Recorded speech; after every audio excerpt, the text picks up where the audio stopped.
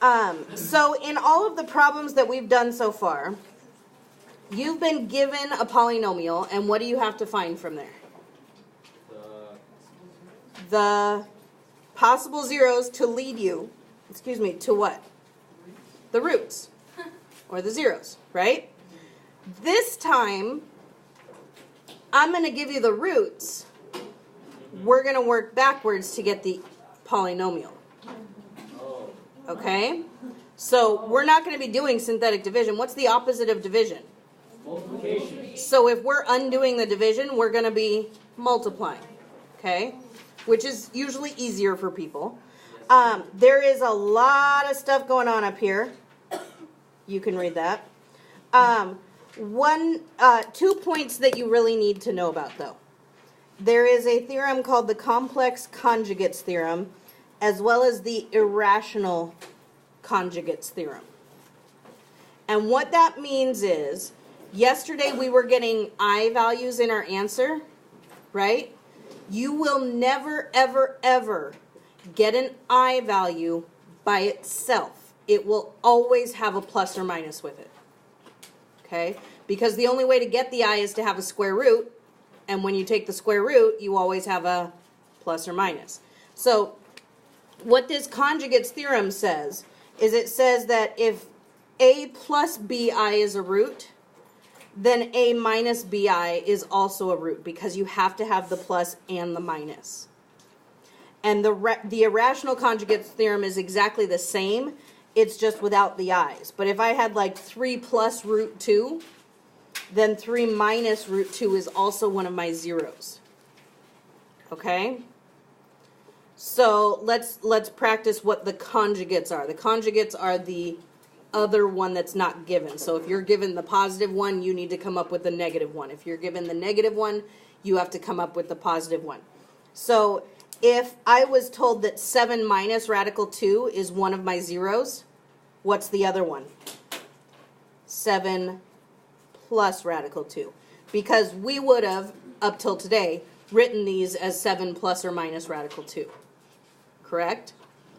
So those are what we call conjugates of each other. That's what these are saying, is that if they tell you this, you can assume this. All right? What about negative 3 radical 5? If negative 3 radical 5 is one of my zeros or my roots, then positive 3 radical 5 is also one of my zeros or my roots. Make sense? With the i's, if 3 plus 2i is a root, then what else is a root? 3 minus 2i. And if positive 11i is a root, negative 11i is also a root. Ay, ay, ay. Okay, so here's what these problems look like. They say, write a polynomial function f, that just means use f of x, of least degree,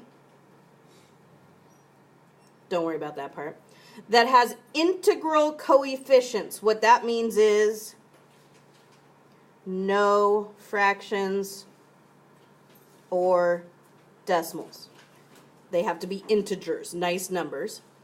And zeros of 4, negative 1, and radical 5. So, they've given me the answers.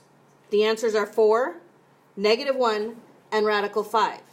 Now, based on what we were just talking about, this conjugates theme, if radical 5 is a 0, there is another 0 that they didn't tell me about. They're just implying. What's that other 0? Negative radical 5.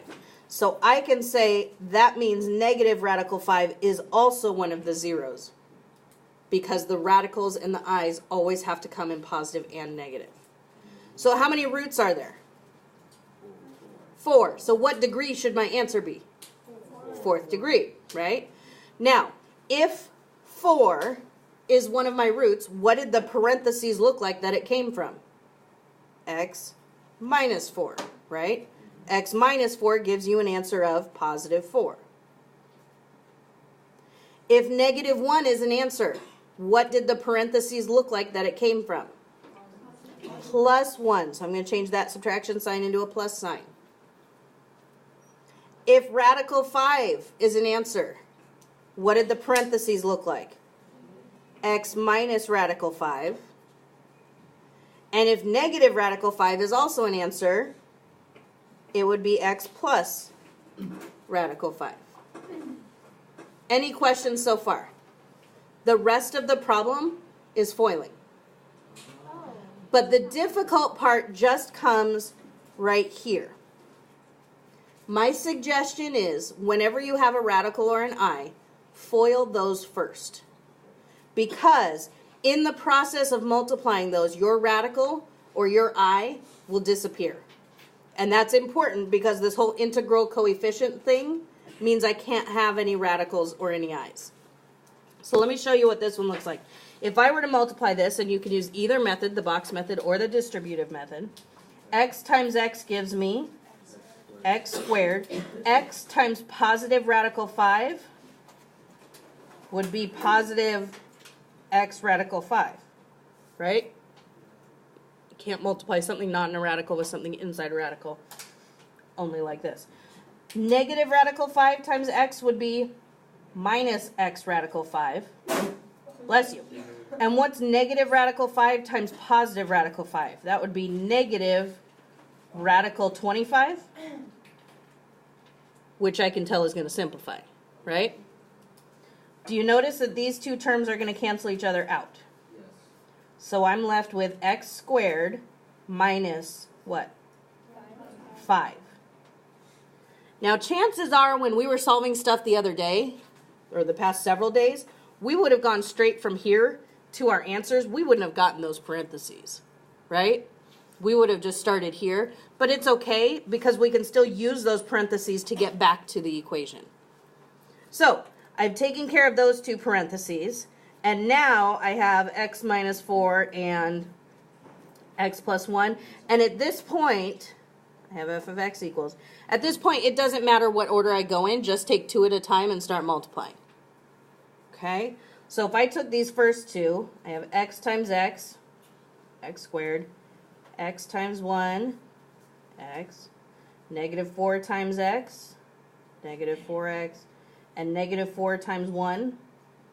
I'm going to combine my like terms before I multiply it again, just because it gives me fewer terms to deal with. Do I have to combine my like terms before I multiply? No, but I'll have to combine them at the end. And now I'm going to bring down this x squared minus 5. And I still have my f of x equals. And I'm just going to multiply this last one, combine my terms, and I'll be done. X squared times x squared is x to the 4th. X squared times negative 5 is negative 5x squared. Negative 3x times x squared is negative 3x to the 3rd. Negative 3x times negative 5 is positive 15x. Negative 4 times x squared is negative 4x squared.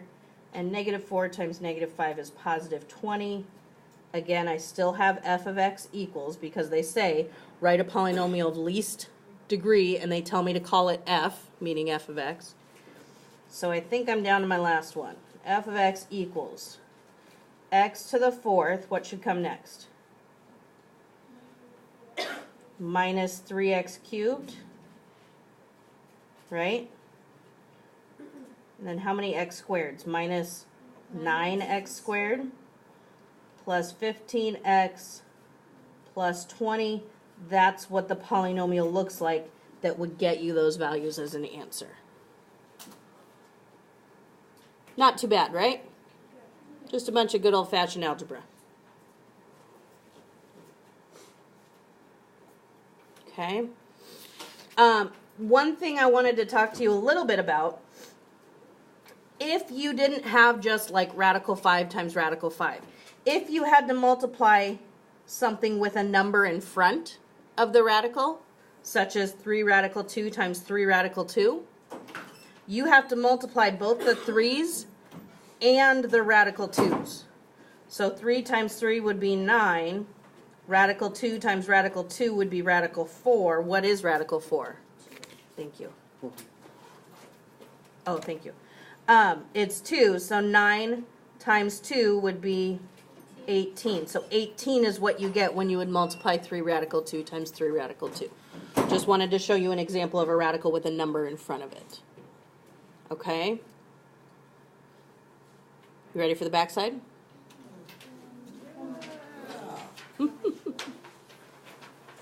This is the end of the chapter. That's the spirit. I mean, after this, it comes another chapter. Yes, the next chapter is fun. It's rough. It's fun. The next chapter, we're graphing these. Your suffering is like music to my ear. No, I'm just kidding. It's really fun. I find it very fun, but that's why I teach it. So, okay. So I have 2 more examples to show you. Okay? You ready? 2 more examples, and I think we have plenty of time. All right. Write a polynomial function f of least degree that has integral coefficient. They're all going to start out that way, right? That just means have f of x equals something. The zeros they give me are 7 and 6i. If 6i is a 0, what else do I know? Negative 6i is also a 0. Okay? That's the big thing with these guys, is they'll always give you something that you have to imply the second one from it. So, if I have 3 zeros then, even though they only gave me 2, I know there's 3, what degree will my answer be? A 3rd degree, because there's 3 answers. So, 7 is an answer. What does the parentheses look like? -7. X minus 7, right? 6i is an answer, so x minus 6i. Oh, really? Negative 6i gives me what? Plus. X plus 6i. Okay? Now, just like with the radical one on the other side, I recommend, because it just gets all sorts of ugly when you try and multiply stuff first that's not the i's. Let's get rid of the i's by multiplying those 2 parentheses first. So, x times x is x squared. X times 6i is 6xi. Negative 6i times x is negative 6xi. And because of that whole conjugate thing, the positive and negative, those 2 terms should always cancel out. Whether it's a radical or an I, they should always cancel out. Then the last one, negative 6 times positive 6 is negative 36, and I have I times I, which is I squared. So these 2 cancel out. And Mrs. Franken, didn't you say when I multiplied the I parentheses that all the i's would go away, but there's an I squared there? What is I squared? 1. Close. -1. -1. Because if you remember, oh, she's got it right. Oh, yeah, it tells you right there. The reason is because the definition of I is that it is equal to the square root of -1. So if I square I, that means I'm squaring the square root of -1. And what happens when you square a square root? The square root disappears and you're just left with the number underneath.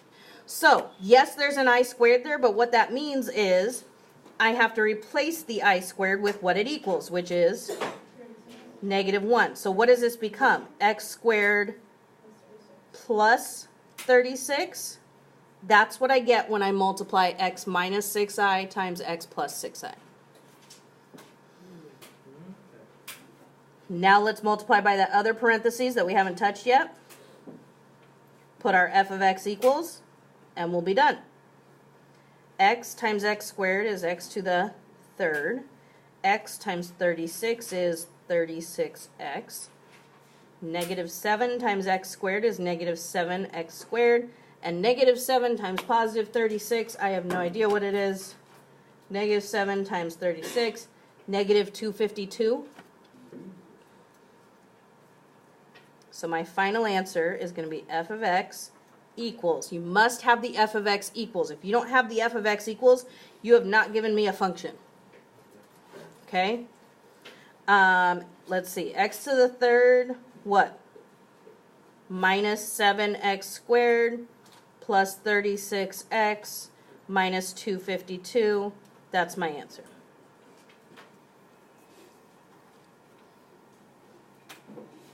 Not too bad, right? So I've shown you how to do a radical problem, right? How if one of the roots is a radical, I showed you that on the first side. This time I showed you what to do if there's an I. The last one that I want to show you is what do you do if there's fractions? Okay? Because what we do is we actually get rid of the fraction right off the bat. All right? So, in this last one, I don't care for the fact that it's pre-set up for me because I want to be able to have a little bit of different room to write. So this may seem extra to you, but it's part of my organization strategy. All right, so let's see. I have a root of -3. Does that mean that +3 is a root? No. Only if it's a radical or an I do you do that positive negative thing. Only if it's a radical or an I. 3/4 is a root and -1/2 is a root. Do I have any radicals? Do I have any I's? Yes, I have 2 on my face. No. No imaginary numbers, so I don't have to worry about that conjugate theme. So I only have the 3 that they have given me. They're not implying any others. So what is my answer going to be? What degree? A 3rd degree.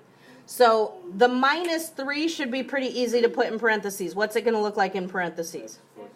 X plus 3. Okay. Now, 3/4. Let me show you what's going to happen. When you solved to get 3/4, your last step of solving was you had to divide both sides by 4, right? That's how you end up with the 3 over the 4. You had to divide by 4, which means the 4 is actually what was in front of the x because you had to divide it in that last step. So that denominator gets bumped out as the coefficient, and the 3 is what goes over here. Oh, that's smart. Do you think it's going to be a plus or a minus? It's going to be a minus. So yes, I could put x minus 3/4, but that's going to be a beast to be foiling with, right? Yeah. And then even when I foil it, I'm still going to get fractions. So at the very end, I'm going to have to get rid of the fractions anyways. It's just easier to get rid of it to begin with. All right? So what do you think -1/2 is going to look like? 2x minus 2x plus 1. And it's a plus because that's a minus. And you can always check. If you take 2x plus 1 and u equal to 0, well, you subtract 1. That's where the negative sign comes in. You divide by 2. There's your -1/2. So yes, 2x plus 1 is what gives you that answer of -1/2. So I got my parentheses. What do I do then? Multiply, and then I'll be done.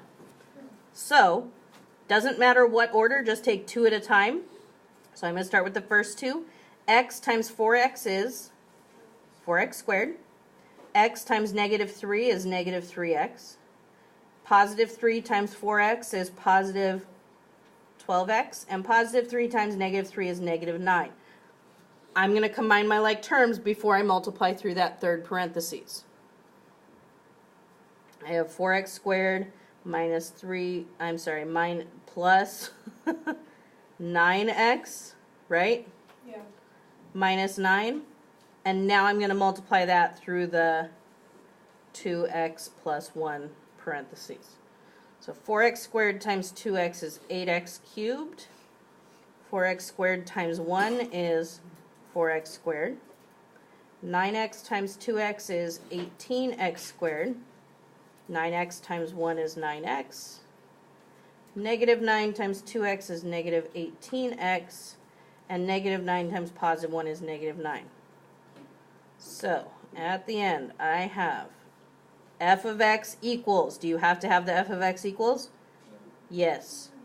8x cubed plus 22x squared minus 9x minus 9. And that's my answer.